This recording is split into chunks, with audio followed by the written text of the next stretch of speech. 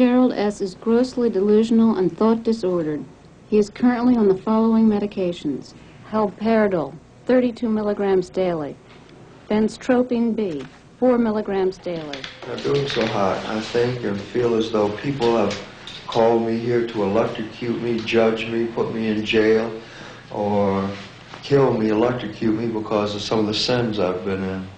Is this a new feeling for you?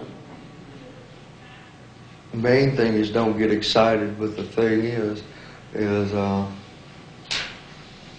not a new feeling, no. I'm scared of people. Must be very frightening for you, though. Feel like you're about to get killed. I'm so scared I can tell you that picture's got a headache.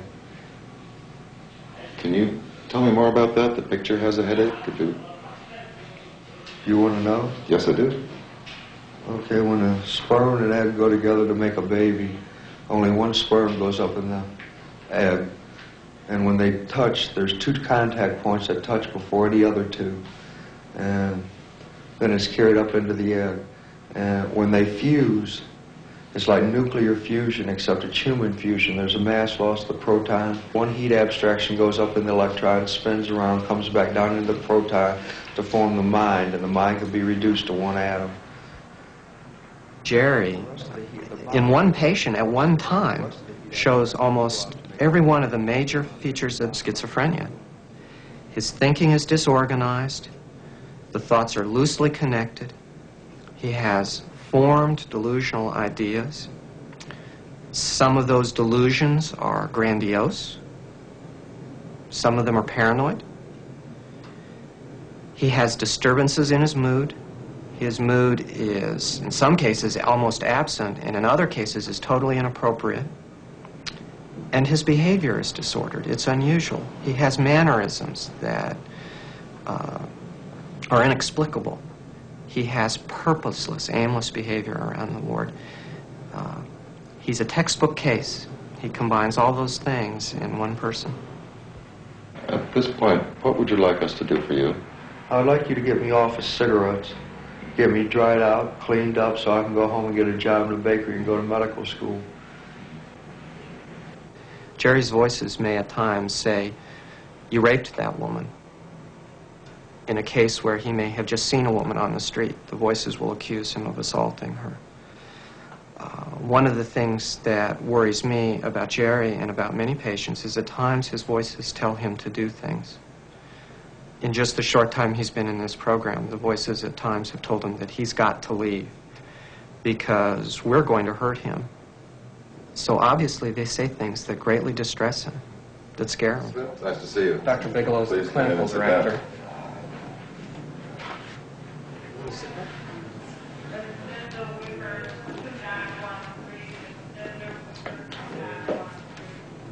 Well, thank you for coming down. Dr. Bigelow? Morning. How are you? About to get my teeth knocked out, I feel like. Because I'm nagging people. I'm playing a game with my psychological pain, but it exists. I know it does, Jerry. That's why you're here, isn't it? To see if we can help you with it. Jerry, I think the big question today is if you stay. And when you and I met with Dr. Bigelow on Friday, that wasn't very certain, and that's the whole reason that your mother flew out here. I will stay if my mom stays. Well, I told you before that I can't stay continuously. Well, how does that work? We can come down maybe once every 6 weeks and stay a week, but I can't. See what I'm doing right now? I understand what I'm doing. I've got you one down and I'm not going to let you up. And that's a game. That just gets you mad. Truly, deep down, he knows that this is the last chance he's got of having anything and being able to control anything that he wants or tries to do. Yeah, I can And he believe knows in that if he instant turns die. his back on it, that he's had it. I hate you. Dr. Petrelli in Detroit looked at my transcripts and he started going like this. Gerald, just what could you have done if anything had ever went right for you? Been my boss? Can I interrupt you a minute? If Every time in school that I was going to do something, I would raise my hand and a colored kid would stab me in the back of the neck. What is your explanation for that, God? That's what you're afraid to say. What is your explanation for that? Because you can't say it. My explanation is that you feel that whatever decision you make, you're going to lose here.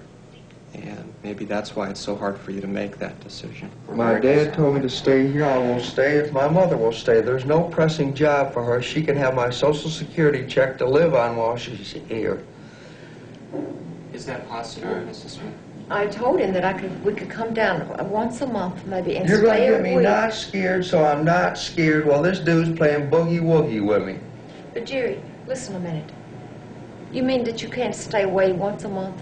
Let us come once a month and see you? I mean, in walked this one old dude with green teeth, and I couldn't think of nothing to do, so I just reached out and kicked old green teeth right in the knee. Your mom asked you a Yeah. question. Jerry, when If you... I'm not scared, I won't kill Jerry, it's you. important that you listen to me for a minute. Why, you going to tell If me you go Dad's back, dead? if you go back, no, if you go back, You going to tell me Snoopy's dead? You had better listen. Don't think of something else while I'm talking to you. Listen to what I'm I'm not saying. talking to you at all. Okay, if you go back, you may wind up in a hospital that I won't even get to come and see you once a month. You are not my... Do you understand me? Do you realize this is my mother and I'm trying to keep her alive? Now, what do you recommend, doctor? I recommend you give her a chance and listen to her. Don't you think it would be better that you stay here on your own? No. Where you signed yourself in? I don't. Jerry, I think that you're You don't confused know enough about and frightened enough that I'd be afraid you would hurt yourself if you were in the hospital. Okay, now, you are afraid that I would hurt myself if I wasn't in a hospital. Now, why is that? Because you're Because of not what you afraid? said. Because you're not afraid? No, from what you said. I think my dad can treat me very nicely. Well, I understand that your dad wants you and knows that you have to be in a hospital for that. I can't see why you can't stay and participate in on good terms without... Because I was raped going to kindergarten about 5 times. Well, that was a few... Okay, let me give it to you a different way. How long has it been since I dreamed I was there in hillbilly heaven? Or how long has it been since Town Without Pity for rape? Or how long has it been since the man who shot Liberty Valance? My first impression of his family was the one I have in a lot of these cases, and that's that they're like a group of people that have been struck by lightning. Their son has developed a terrible illness, has been through lots of treatment, and has not gotten much better. And they feel devastated by it.